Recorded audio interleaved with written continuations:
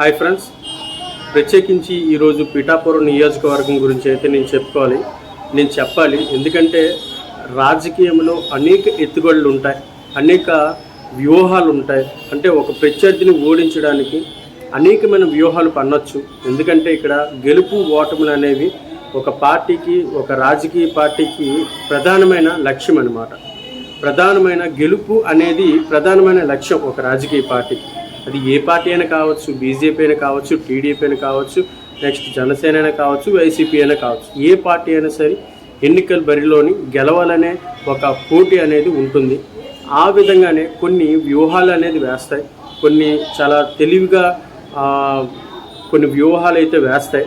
కాబట్టి దాన్ని మనం కుట్ర కిందో లేకపోతే దేని కిందో మనం భావించకూడదు. అయితే ఇక్కడ అల్టిమేట్గా అంతిమంగా ప్రజలే దాన్ని నిర్ణయించి ఆ వ్యూహాన్ని ఏ విధంగా మరి పార్టీలు ప్రజల మీద రుద్దుతాయో దాని అంతిమ తీర్పు అనేది ప్రజలే ఇస్తారు. కాబట్టి మనం ఇక్కడ ప్రజా తీర్పును గౌరవించాలి. వీళ్ళు ఎన్నైనా పథకాలు వేసుకోవచ్చు, ఎన్నైనా వ్యూహాలు వేసుకోవచ్చు, ఎన్నైనా చేసుకోవచ్చు, పర్వాలేదు. కానీ ఏంటంటే ప్రజలే అంతిమంగా తీర్పు చెప్పాలి. కాకపోతే ఇక్కడ పిఠాపురం ప్రజలకి నా యొక్క మనవి ఏంటంటే, ఇక్కడ మనకి పిఠాపురం నియోజకవర్గంలో పవన్ కళ్యాణ్ నిలబడుతున్నాడు అని ఒక ప్రచారం స్టార్ట్ అయినప్పటి నుంచి, ప్రచారమే ఇంకా అక్కడ ఫిక్స్ అవ్వలేదు, కానీ ప్రచారం స్టార్ట్ అయినప్పటికీ ఫిక్స్ అయితే అయిపోయారు. కాకపోతే నేను ముందు నుంచి చెప్తున్నాను. అయితే అక్కడ మనకి నిలబడతారు అన్న ఒక ప్రచారం మొదలైనప్పటి నుంచి అక్కడ ఎంతగానో గ్రౌండ్ వర్క్ చేస్తుంది వైసీపీ, ఇప్పుడున్న అధికార పార్టీ వైసీపీ ప్రభుత్వం.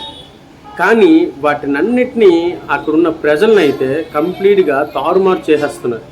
అక్కడ పిఠాపురం నియోజకవర్గంలో ఏంటంటే చాలా విలక్షణమైన ఒక ఖచ్చితమైన రిజల్ట్స్ అనేది ఇస్తుందన్నమాట ప్రతిసారి. గతంలో కూడాను ఆ వైసీపీ తరఫున దొరబాబు గారు ఎన్నికయ్యారు.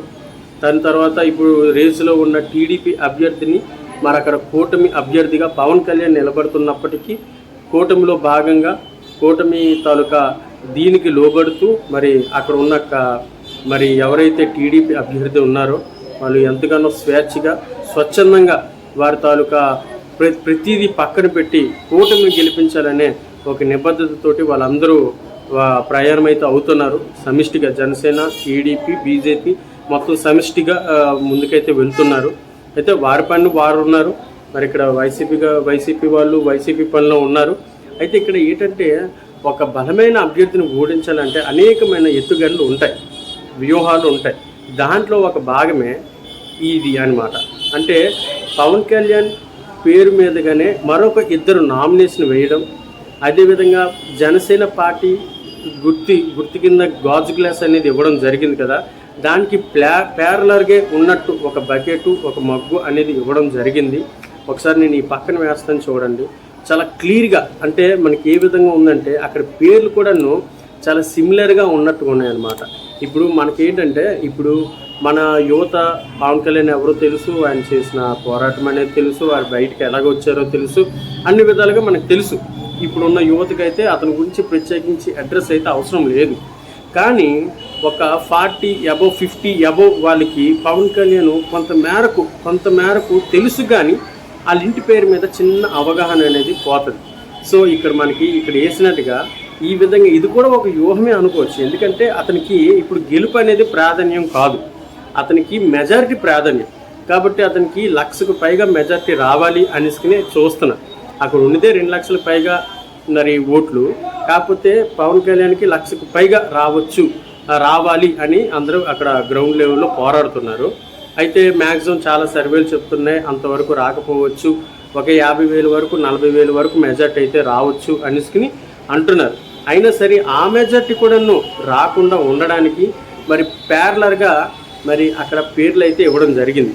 అక్కడ మనకి ఏంటంటే చూపిస్తున్నాడు, కోనేటి పవన్ కళ్యాణ్ ఒకటి, కొన్నిదెల పవన్ కళ్యాణ్ గారు ఒకటి, కనుమూరి పవన్ కళ్యాణ్ అనేసుకుని ఇలాగా ఒక సిమిలర్గా అనమాట. అంటే ఓటరు కన్ఫ్యూజ్ అవ్వాలని ఒక సిమిలారిటీ అనేది ఒక వ్యూహం కింద ఏదైతే పెట్టారు. సో పిఠాపురం ప్రజలకైతే నేనైతే ప్రధానంగా విజ్ఞప్తి చేస్తున్నాను.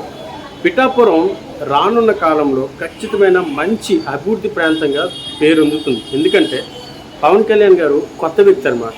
కొత్త వ్యక్తి అంటే రాజకీయాల్లో వచ్చినప్పటికీ ఒక నియోజకవర్గంకి పని చేయడం చాలా కొత్త.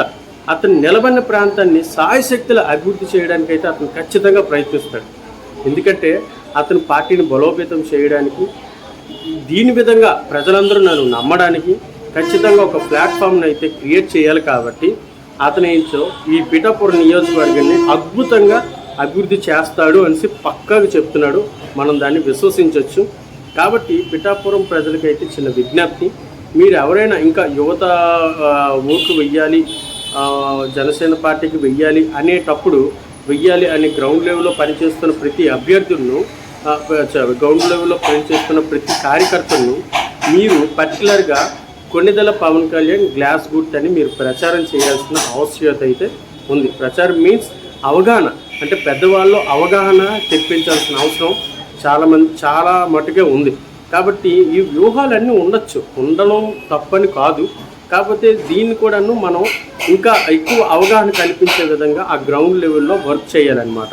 కాబట్టి ప్రతి ఒక్కరు దీన్ని గమనించి మరి ఈ విధమైన వ్యూహాలు ఉంటాయి. ఇవి ఉండడం చాలా మంచిదే. ఎందుకంటే పోటీతత్వం పెరుగుతుంది. కాబట్టి ప్రజల విచక్షణ అనేది చాలా మటుకు మెరుగవుతుంది. విచక్షణ అనేది చాలా మటుగా ప్రజల్లో మెరుగవుతుంది అనమాట. ఏది మంచి, ఏది చెడు, ఏది కరెక్ట్, ఏది ఇది అనుకుని ఒక వివేచన, ఆలోచన శక్తి అనేది ప్రజల్లో పెరుగుతుంది. కాబట్టి ఇటువంటి వ్యూహాలు ఉండడం సహజం. కాకపోతే మంచి ఏది గెలవాలో అనేది ప్రజలు డిసైడ్ చేస్తారు. ఏది మంచి, ఏది గెలవాలో ప్రజలు డిసైడ్ చేస్తారు. కాబట్టి పవన్ కళ్యాణ్ గారు అయితే ఖచ్చితంగా పిఠాపురం నియోజకవర్గాన్ని అయితే మ్యాక్సిమం డెవలప్మెంట్ చేయడానికి తన సాయశక్తులు ప్రయత్నిస్తారు. ఆ విధంగా అతను ఎంత బలమైన అభ్యర్థి అయినప్పటికీ వంగ గీత గారు కూడా అక్కడ బలమైన అభ్యర్థి. కాబట్టి ఎవరు గెలుపు సాధ్యాలు వాళ్ళు మెరుగుపరుచుకోవాలని అయితే నేను ఈ సందర్భంగా నేను చెప్తున్నాను. కాబట్టి ఎవరైనా అక్కడ కార్యకర్తలు ఉన్నట్లుగా అయితే వీటిని ఒక అవగాహన విధంగా మనం ఇంకా క్లియర్గా, అంటే ఇంకా క్షుణ్ణంగా, ఇలా ఈ ముగ్గురు ఉన్నారు, ఈ విధంగా కొణిదెల పవన్ కళ్యాణ్ గారు మన జనసేన అభ్యర్థి, ఇతని ఆ గ్లాస్ గుర్తు అనుకుని ఒక అవగాహన ఏర్పాటు చేయడానికి అక్కడ యువతను ప్రయత్నించాలని అయితే నేను కోరుకుంటున్నాను.